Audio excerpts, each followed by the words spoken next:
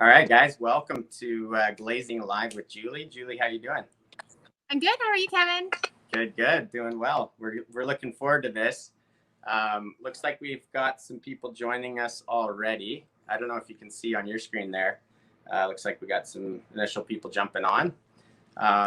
So this is. Are you good on your end? Can you hear me coming through? Yeah, we can hear you. We're just trying to get ourselves. Give us half a second. I've got technical difficulties. Awesome, awesome. I know, right? So, guys, for those of you just jumping on, we're going to be doing walkthrough with Julie here. She's going to give us some tips and tricks with the glaze. The thing about Julie with Rustic Ranch, she's been retailing American Paint Company for what, 5, 6, 7 years now, Julie? How long has it been? I would say 6. I always go with the middle answer, right? There you go.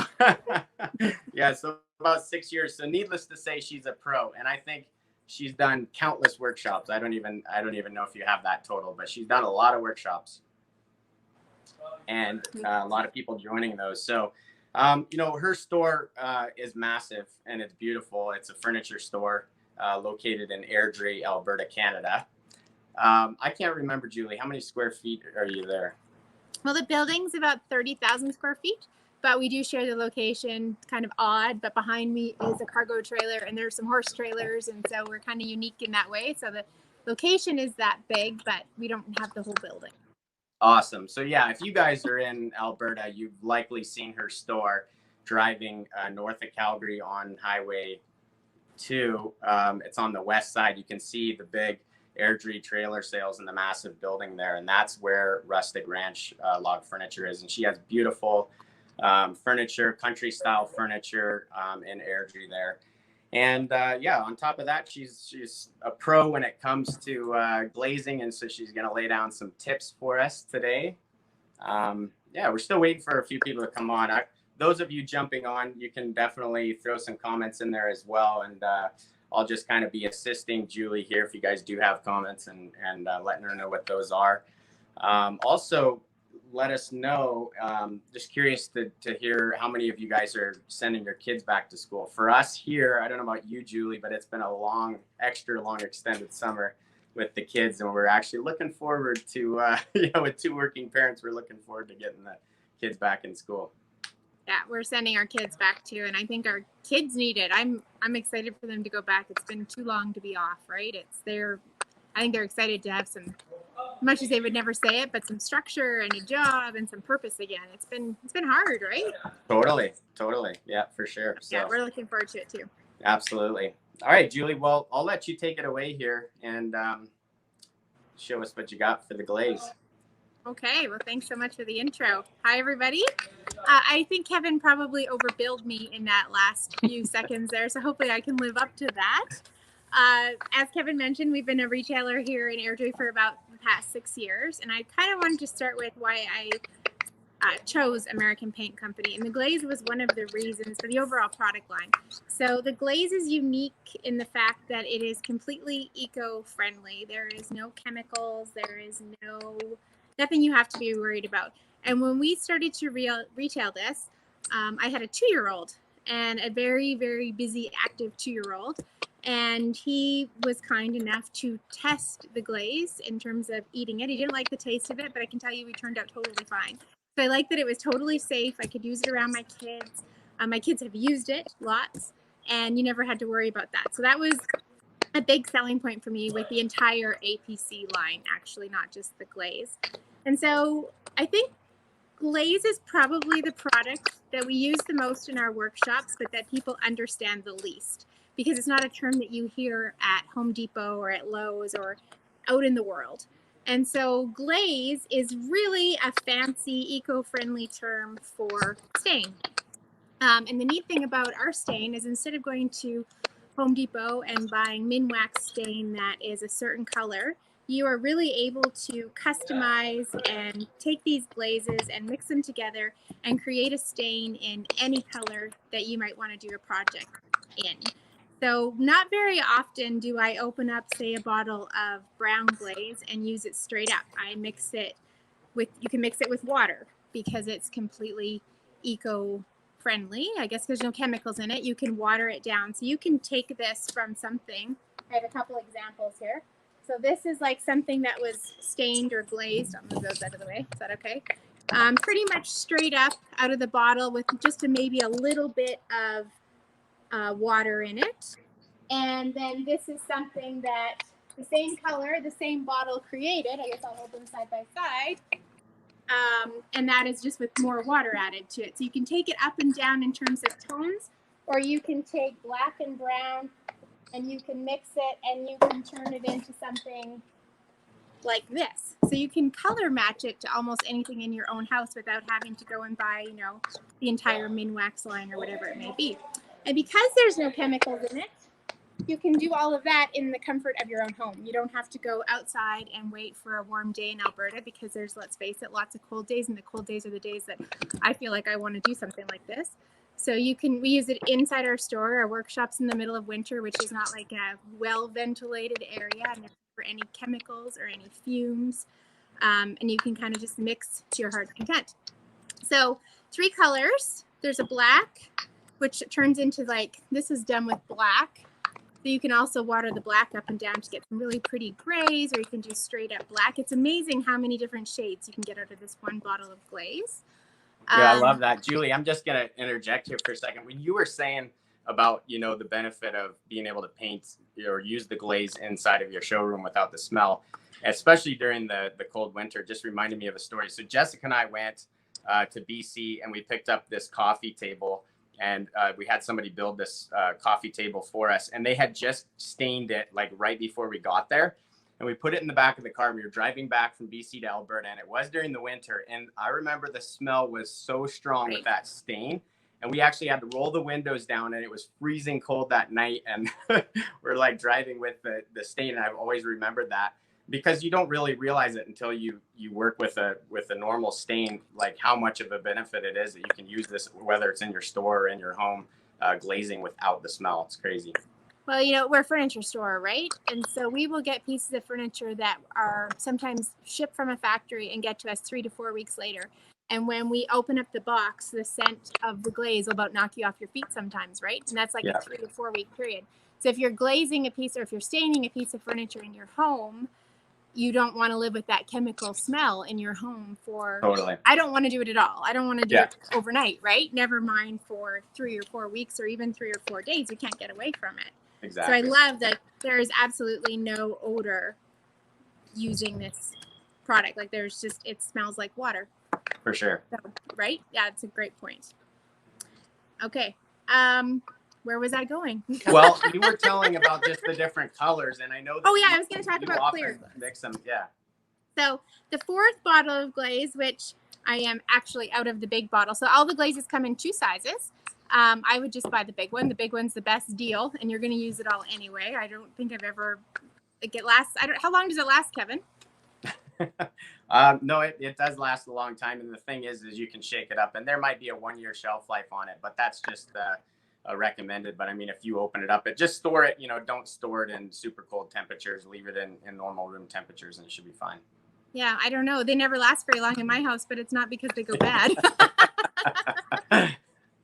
So, anyway, so they come in 2 sizes. This is a 16 ounce or 8 ounce, and this is a 16 ounce bottle. So it's nice if you're just doing a small project, or if you just want to try it out. There is sort of like trial sizes, and this is like a concentrate.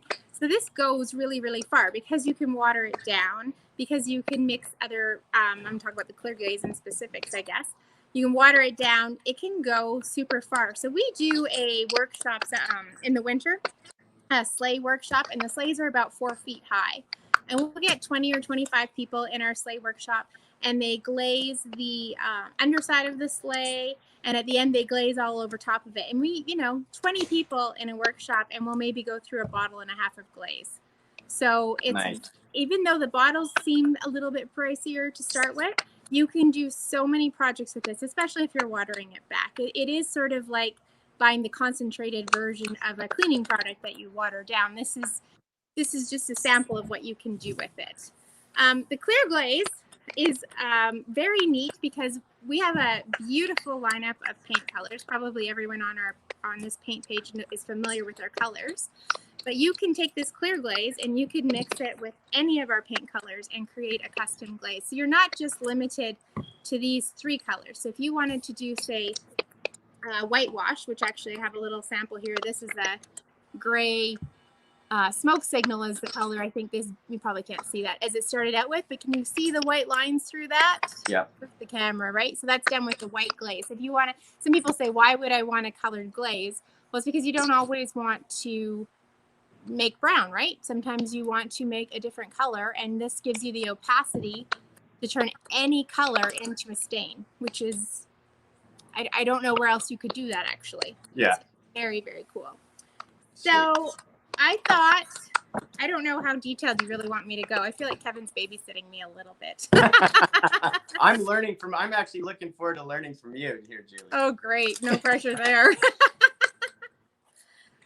So if the first way I would say that everyone uses the glaze is like on a piece of raw wood, or maybe you're doing a piece of furniture and you want to refinish the top and you've sanded the wood back down to see wood and you want to change the color of it. So it's very easy to use that way.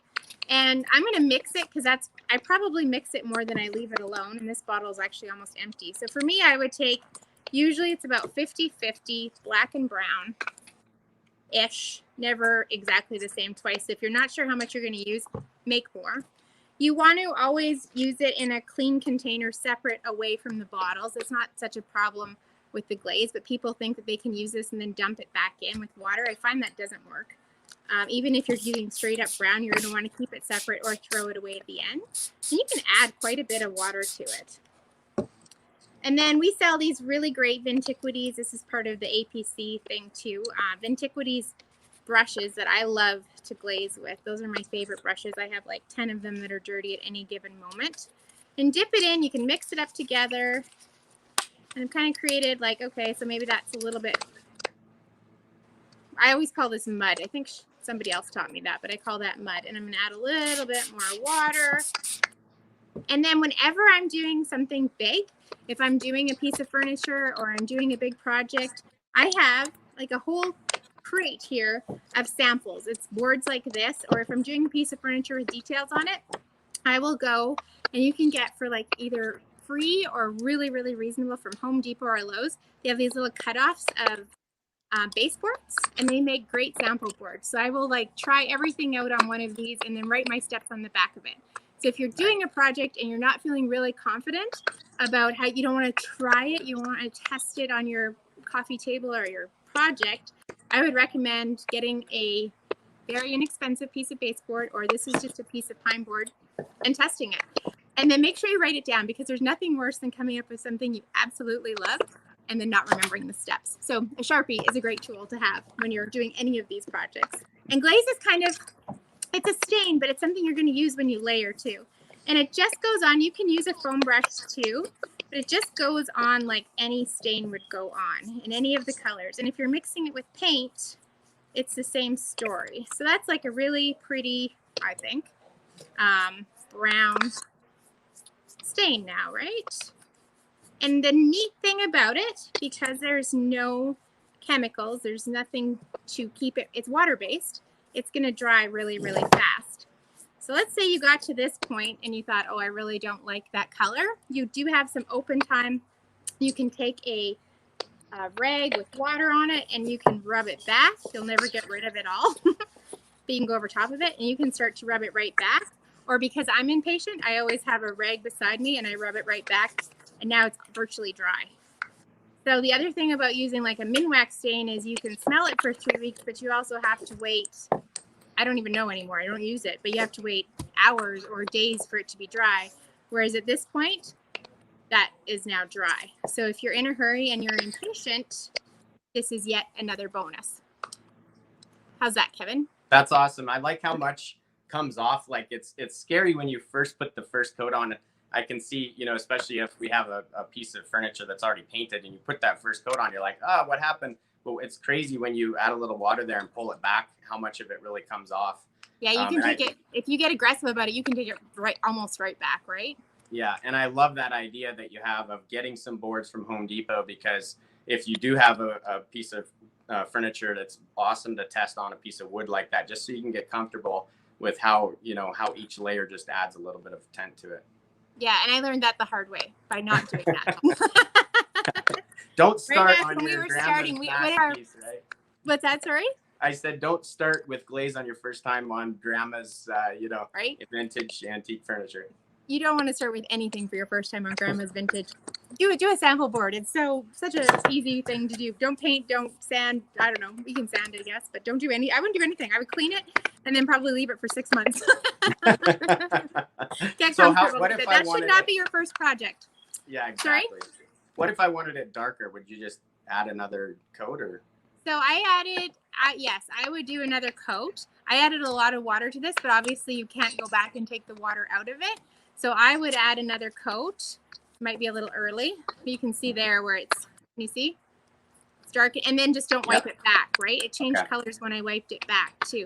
So I always think it's really, really easy to make it darker, and it's a lot harder to make it lighter. So I probably tend to err on the side of too light and doing a few coats, as opposed to doing one really, really dark coat and then being like stepping back from it. And because remember, it's going to dry really quick. So even if you're doing like a tabletop, and I think we've all done this, we do like a big part of it, we step back and we're like, oh, that's not what I was going for. And now it's a big deal to take it off, right? Whereas it's like, if it's just too light, that's easy. Where if it's too dark, it is more work. It can be done, but it is harder. Right? So on that other side that you did the first coat, is that already dry or is it still wet to the touch? It's dry. It's dry just like that. Okay. Yeah, and I mean, if you didn't wipe it with the rag, it probably wouldn't quite. The other side is going to be wet for a lot longer, but I do not have the patience for that, so I am always wiping and drying. And I was going to say that I think when I first started I used to apply the glaze with a rag. I think you find because that's how you apply stain, right? Lots of people apply stain with a rag. I would recommend a brush. Investing, these are like not an expensive brush. It doesn't have to be, but a brush will keep you from wasting your glaze as well, right? If you're applying it with a brush as opposed to a rag like you do, you don't feel like you're throwing all that glaze out when you wipe it because it's going to soak into your rag. So you can kind of make it go further if you're using a brush as well, I think. For sure. So, okay. So raw wood is the easiest way to use glaze. So a really neat thing about glaze is that it isn't just a starting product. Do you think I missed anything there, Kevin? Nope, that's awesome. Kevin sent me 10 pages of notes and I didn't read them. As we were starting this, I was like, oh, I was going to read that last night and I didn't read them. So you might have to catch me up on it. You didn't even need to read it, but I thought you maybe asked for it. So I was like, I think I did ask. You take it or leave it. I think I asked and I left it. I'm actually taking notes now, Julie. So what's that? Sorry? I said now I'm the one taking notes from you. Oh, sure. Yes, I'm so sure. Probably like, don't let Julie do this again. So one of the neat things about chalk paint in general and glaze is the layering, right? So like this little sample board here has 1, 2, 3, 4, 5, 6 different layers. Like this was like a piece of white MDF baseboard when I started with it. And now it's like a really cool antique finish. And you cannot easily layer non-chalk paint and glaze. You start to sand it back and it's hard. The layers don't come through. So we use it a lot in workshops as a base coat, as a stain. But my favorite way to use it if I'm doing something at home is actually to change the paint as it's gone on and to like distress it and antique it.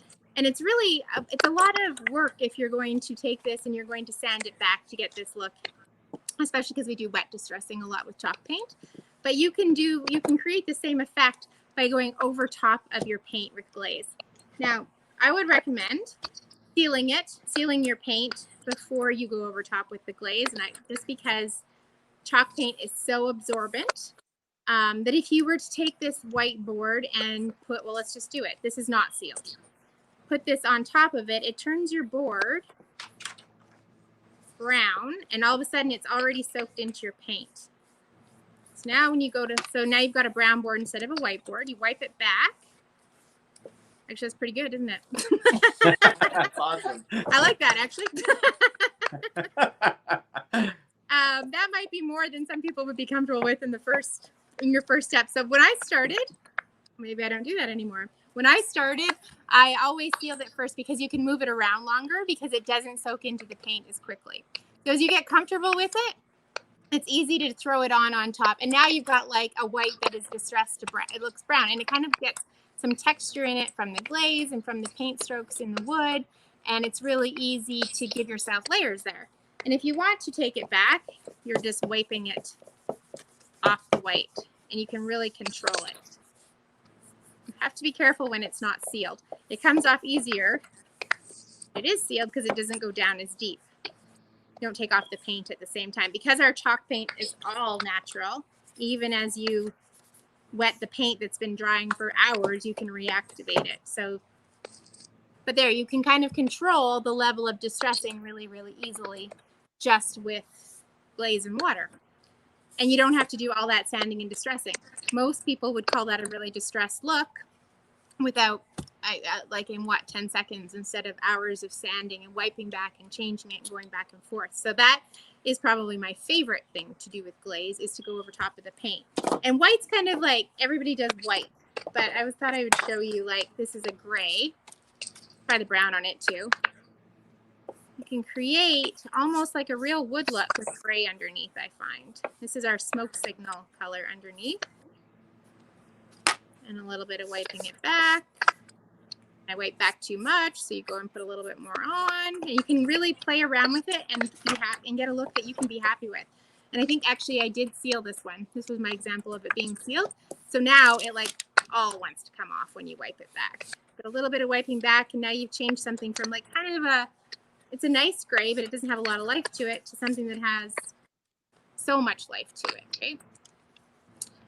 And red. I brought red. I have this little crate here. I think I painted this crate like probably 7 years ago. Nice. And we never sealed it and we never did anything to it. But if I'm doing, you can use it as a wash. And I love to use it as a wash over colors. So like Born on the 4th or any color actually. You can now take it and water it back even more. And because you can keep doing layers on it too. And gently go over top of it. Now it's like mostly water. But it's going to seal it for me. And it's going to change. Actually, I'll just do those two so you can see the color change in it. And it just kind of deepens it. Can you see that? Kind of? Yeah. It changes the whole. I shouldn't have maybe put that much water. And just keep adding layers if you want to make it darker.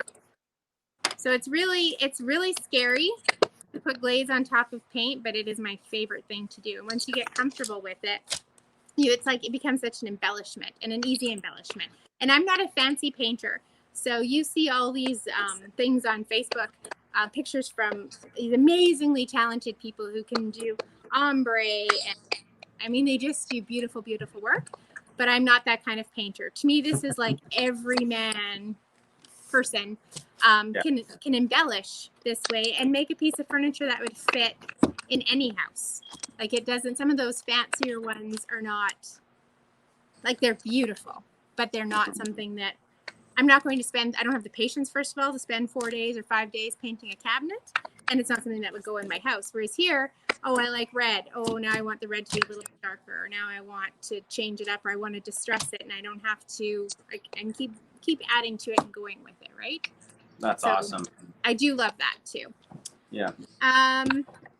So talk to me about the sealer. You were mentioning something about like some you had sealed and some you didn't. What sealer would you use to give it more open time? Oh, I use Top Coat. Top Coat is my favorite sealer. So Top Coat is APC's, again, eco-friendly sealer. It goes on just, I have a bottle of it right behind me. So it is just a clear coat, basically. And I do usually apply this with a foam brush. I used to use one of these brushes to apply it, but I find I get really excited at the end of the project and I forget to wash this out good enough, and then you ruin your brush. So I don't know if everybody does it this way, but I like to apply mine with like a foam brush that I can throw away at the end, because it also, in 10 or 15 minutes, and I know Kevin and Jessica would tell me, Julie, it's not cured, but it's dry. Let me tell you guys, it's good enough. And you can move on to the next step. So usually if you're doing something bigger, by the time you're done applying the top coat, you can go right back in with the glaze, which is the great thing about the whole line, is that it doesn't take a really long time to finish a project. You can, for people who have like little kids or other things to do, you can walk away at any point in the process, or you can throw the top coat on and come back in 3 days if you want to and still glaze over top of it. I will say that as a rule, to me, the glaze is a sealer as well. So quite often when I'm done glazing, I'm also done. I don't go back in very often. I know maybe you're supposed to. I don't actually know the rule. Are you supposed to? Want me to say this?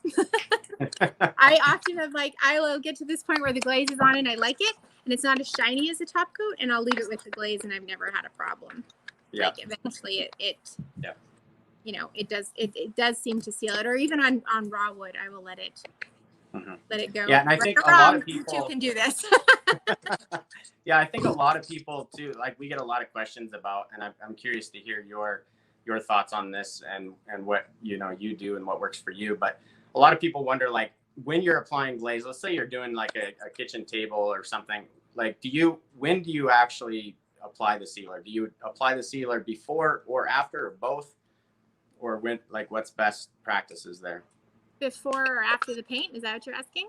Like, let's say I'm painting my dining room table, and I've painted it, and then I'm gonna use glaze on my dining room table, and I want it to be durable, after. So when would you use the top coat? Would you use it before glaze or after you apply the glaze, or both? I would use it after. Okay. I probably wouldn't glaze. I probably wouldn't top coat before glaze. If I was trying to stain something, like a dining room table or a raw piece of wood, I wouldn't start with top coat. The only time I start with top coat is if I'm doing something pine or something that has something. Pine in particular is bad because it has those knots in it, and eventually those knots will bleed yellow.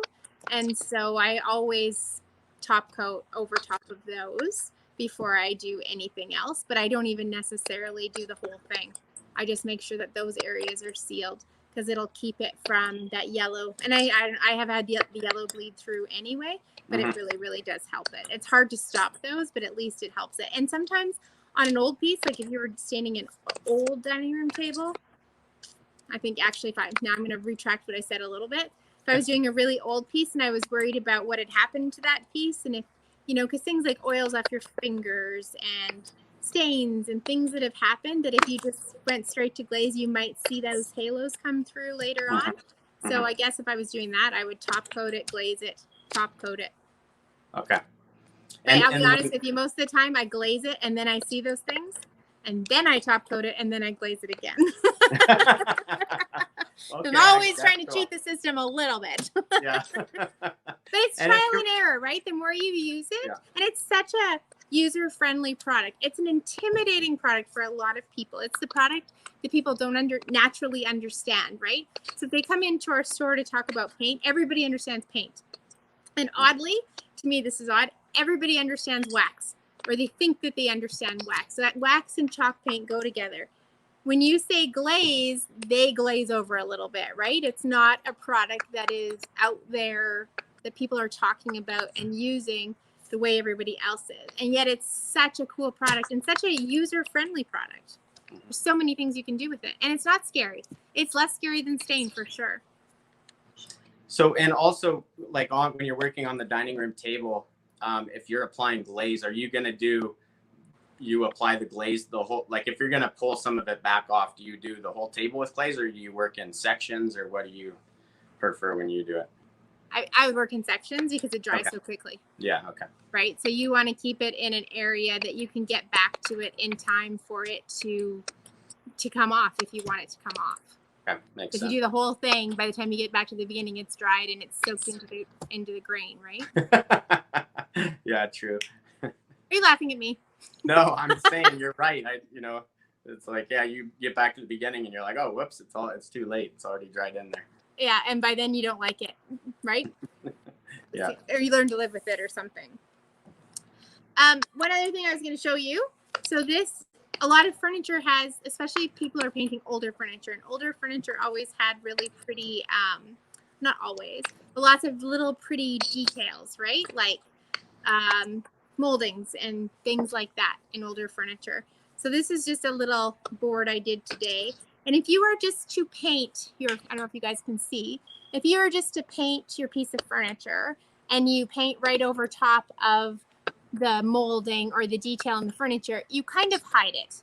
It's really hard to get that detail back out because first of all, hard to get that area ready to be prepped and ready to paint. And then by the time you fill it all in with paint, you lose so much of the detail.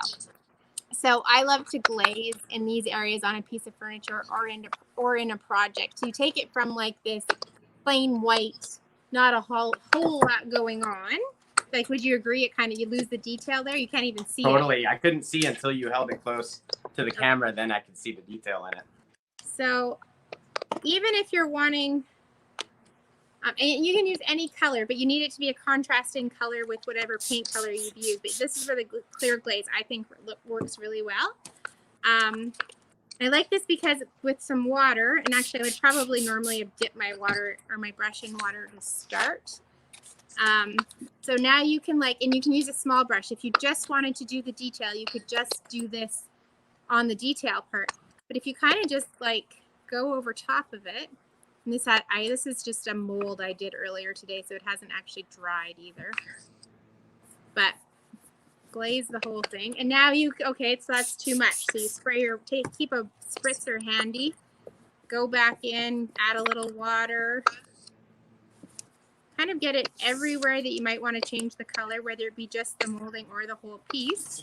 So that's not super pretty either, but you can start to see the detail, right? It starts to highlight it. For sure, yeah. And then if you go back in with your cloth and you start to wipe it back, you can create you take the glaze kind of just off the top of your detail. All of a sudden, it'll really bring your piece to life, I think. Like now. Oh, I love it. That's awesome. Right? And it can it just gets right down in there. Yeah. And changes everything. And kind of adds some character to it. And there's a lot of dining room tables that have the legs. I'm thinking of the legs having that same type of detail. That would look really good. So the legs are like a china cabinet, or there's so many old end tables that have really, really cool. Are we okay? Have really, really cool. Well, detail and old character. I just got a very distracting text from my husband. Oh. The beauty of going live. That's on awesome. Wendy's phone. On Wendy's phone. Can you text him we're okay? Yep. He's wondering if we're okay. I think he forgot I wasn't coming home. Okay. He's saying, I don't want to disrupt Julie doing the video right across my screen right now. He's like, don't forget, I have the kids. Yeah. So and you can play around with that for a long time, but all of a sudden you've got so much. That is awesome. I love it. Character. Yeah, and it's way easier to see now when you hold it up. Yeah, right? It's gone from not really being there at all to being a focus.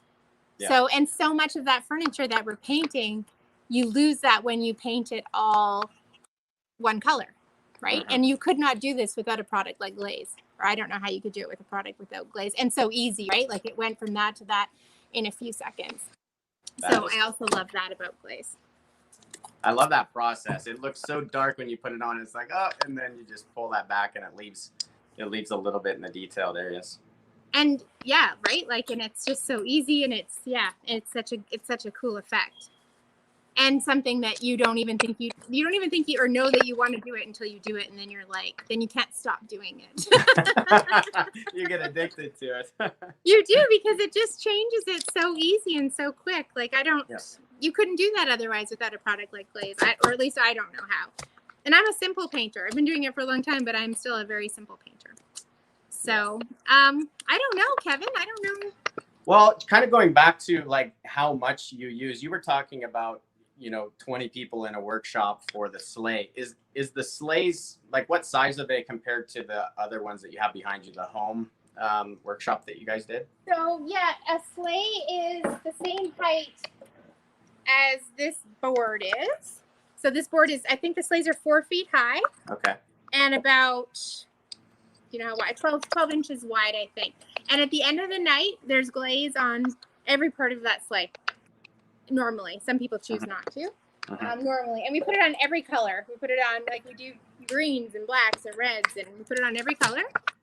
And I don't know if we've ever had a night where we've gone through 2 bottles of glaze, actually. Do you think so, Wendy? So this 16-ounce bottle, I would say you could probably do about, what would you say, 75 square feet-ish with this, Kevin?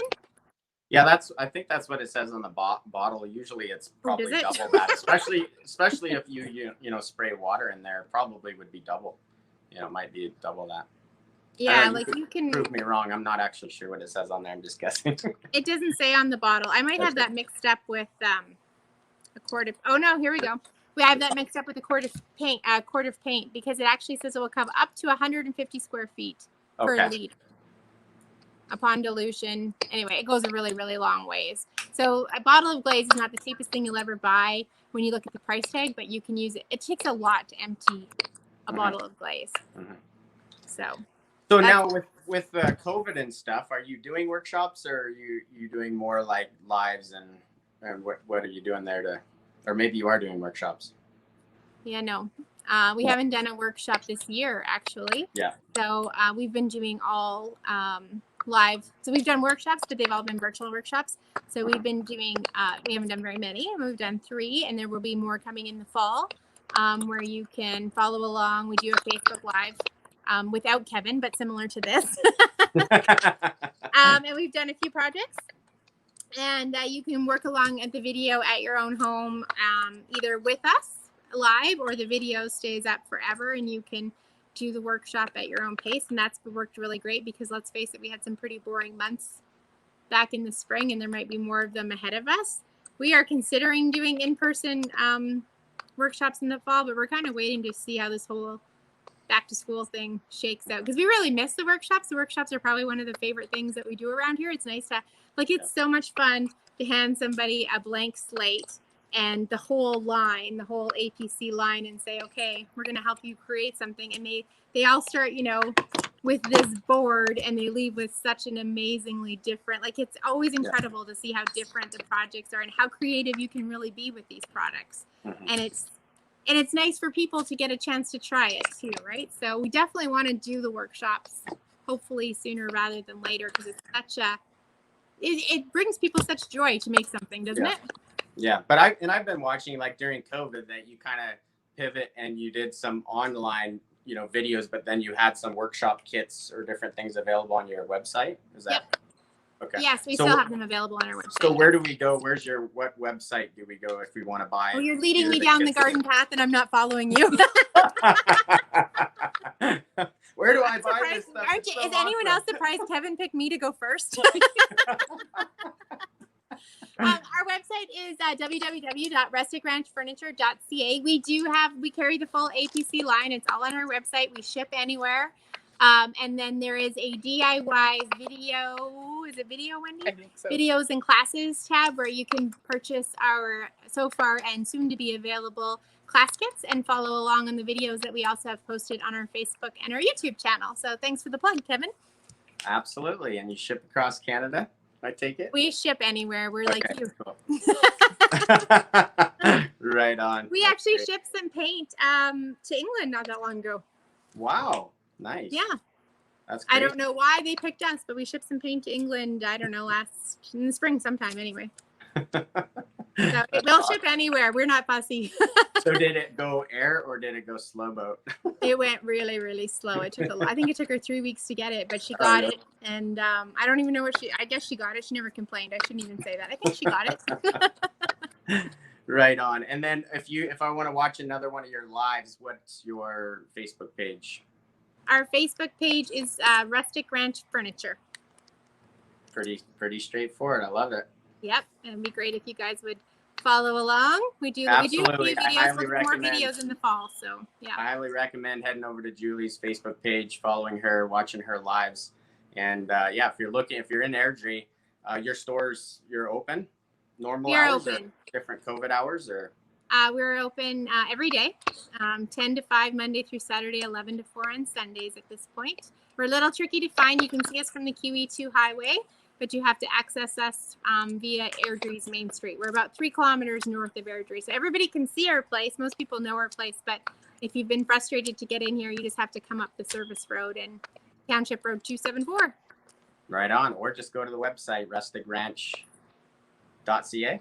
rusticranchfurniture.ca. rusticranchfurniture.ca. Go check it out. Awesome. Yeah, awesome. Thank you. Right on, Julie. Well, thank you so much. Thanks for coming on. Appreciate you, giving us those tips. I got a notebook full here, all of the notes, everything that you taught me. So that's pretty awesome. Great. Good Well, stuff. thanks for asking me. It was fun to do this. Cool. Okay. All right. Thanks so much. Thanks, everybody. Julie. All right. Bye. See ya.